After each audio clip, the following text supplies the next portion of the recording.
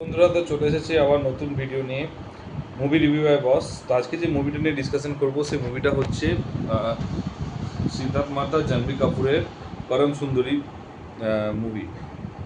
তো এই মুভিটা ফার্স্টেই বলে দিচ্ছি, সোনু নিগমের যে পরদেশিয়া গান সেটা হচ্ছে একদম মানে সবচেয়ে পপুলার এবং সবচেয়ে সুন্দর লেগেছে। এবং মানে যদি 5 স্টারের মধ্যে যদি কেউ বলে তো সবার আগেই 1 স্টার ওইখানেই পেয়ে যাবে। একটা স্টার ওখানেই শুধুমাত্র পাবে, যে অ্যাক্টারের কাজও করেছে, অ্যাক্ট্রেসের কাজও করেছে, ম্যাডক ফিল্মসের কাজও করেছে এবং ডিরেক্টরের কাজও করেছে এবং দীনেশ ভাইজানেরও কাজ করেছে প্রমোট করে।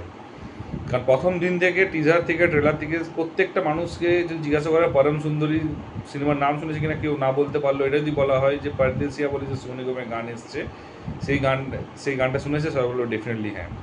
তো পরদেশিয়া গানটার জন্য ফার্স্ট মুভিটা মানে ওটা একটা মানে অবসেসড হয়ে যায় যাকে বলে একদম গানটার প্রতি। তো এবারে আসা যাক সিনেমার গল্পতে। তো একটা অ্যাকচুয়ালি অ্যাপ ছিল যেটা হচ্ছে আমাদের ডেটিং অ্যাপ।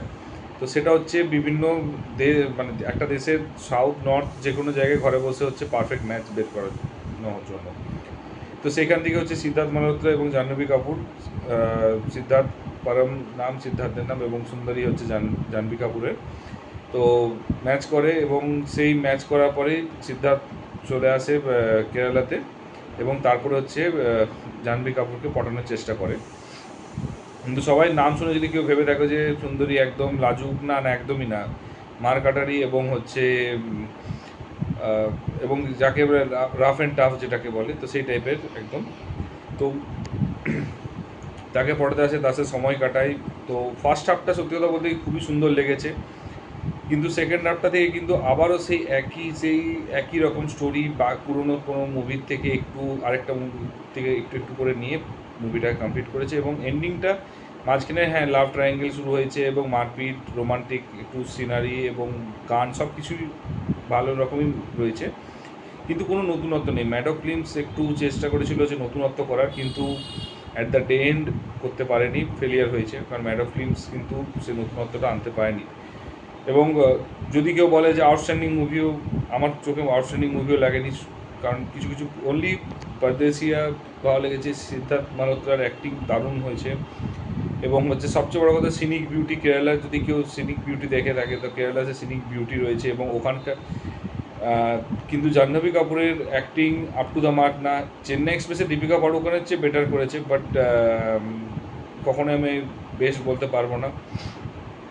এবং ওইখানে যে কেরালার যে লোকাল যে ফেস্টিভ্যালে নিয়ে দেখিয়েছে, তো সেই জিনিসটা কানেক্ট আমরা করতে পারছি না। তার একটাই কারণ, তার কারণটা হচ্ছে যে যেহেতু আমরা স্টোরিটার সাথেই আমরা কানেক্ট করতে পারছি না, তার জন্য হচ্ছে ওইখানকার যে অনুষ্ঠান এবং ওখানে যে ক্যাপচার করেছে ওই জায়গাটা, কেরালার যে এত সুন্দর একটা সিনারি, সেগুলো কোনোটা কানেক্ট করতে পারছিলাম না। এবং যেটা একটা সবচেয়ে যেটা মানে মানে কী বলবো, কেরালা সবচেয়ে এত সুন্দর জায়গা, তো সেই জায়গাতে এত সুন্দর বিউটিফুল সিন, এত সুন্দর যারা ঘরে বসে কেরালা দেখতে পারবে, কিন্তু ওই যে বললাম না, দেখতে পারবে সে চোখে শান্তি হবে, কিন্তু বাট যেটা একটা কানেকশন ক্রিয়েট করে সেটা করতে পারেনি। তো ওয়ান টাইম ওয়াচেবল, যারা রোমান্টিক সিনেমা ভালোবাসে তারা কিন্তু একবার দেখতে পারে, কিন্তু স্টোরি লাইন খুব ভালো না। হয়তো ম্যাডকের হয়তো আমার মনে হচ্ছে হয়তো one of the weakest script এটা ছিল। দীনেশ ভাইজান কী করে যে এটা মানে অ্যাপ্রুভ করেছে সেটা হচ্ছে সবচেয়ে ডাউটফুল একটা কোশ্চেন। তো যাই হোক, দেখতে গেলে বাকি সবই এভারেজ এভারেজ আছে, গানটা ছাড়া। গান হচ্ছে বেস্ট পারফরমেন্স করেছে, বাকি কেরালা সবাই সুন্দর, তো সেটাও এভারেজ। সিদ্ধার্থ মালহোত্রার অ্যাক্টিং যদি ধরা যায় সেটাও ঠিক আছে, ভালো হয়েছে। বাট হ্যাঁ, অ্যাকচুয়ালি সিদ্ধার্থ মালহোত্রা যেটা নিয়ে একটা ভাবতে হবে সেটা হচ্ছে শেরশাহ ছাড়া বা কয়েকটা মুভি ছাড়া সিদ্ধার্থ মালহোত্রার লুকসের কোনো চেঞ্জ নেই। যে একই লুকে ফ্রম দ্য ভেরি ফার্স্ট ডেতে স্টুডেন্ট অফ দ্য ইয়ারে যা লুক আজকেও তাই লুক নিয়ে করছে। আমার মনে হয় এবার একটু ডিফারেন্ট লুক হওয়ার দরকার সিদ্ধার্থ মালহোত্রা স্পেশালি। তো কিন্তু অ্যাক্টিংটা ডেফিনেটলি ভালো করেছে। জাহ্নবী কাপুরের এভারেজ হয়েছে, স্টোরি এভারেজ এবং প্রেডিক্টেবল এন্ডিং, তো সব কিছুই হয়েছে।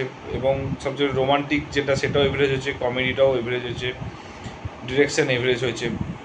কারণ এটা তার second movie as a full time director হিসাবে, তো এক্সপেকটেশন একটু ডেফিনেটলি হাই ছিল। কারণ ট্রেলার দেখে এবং সিদ্ধার্থ আর হচ্ছে জাহ্নবীর হচ্ছে নতুন একটা পেয়ার দেখে, বাট ওদের পেয়ারের যে কম্বিনেশন মানে লাভ যে ব্যাপারটা রয়েছে সেটাও খুব একটা খাস লাগেনি, সেটাও একটা ওই এভারেজ। তো ওয়ান টাইম ওয়াচেবলের জন্য দেখার জন্য কিন্তু পারফেক্ট মুভি আমার মনে হয়, কিন্তু একবারে বেশি আই থিঙ্ক মনে হয় না যে কেউ দেখতে পছন্দ করবে। তো যাই হোক, তোমাদের যদি সিনেমাটা দেখা হয়ে থাকে কীরকম লেগেছে, আর যদি আমার ভিডিওটা ভালো লাগে অবশ্যই ডেফিনেটলি হচ্ছে একটু লাইক কমেন্ট করে দিও, যদি খারাপ লাগে ডিসলাইক এবং কমেন্ট করে জানিও কোনটা ইমপ্রুভ করতে হবে। তো দেখা হচ্ছে নেক্সট ভিডিওতে। Take care, tata, bye by.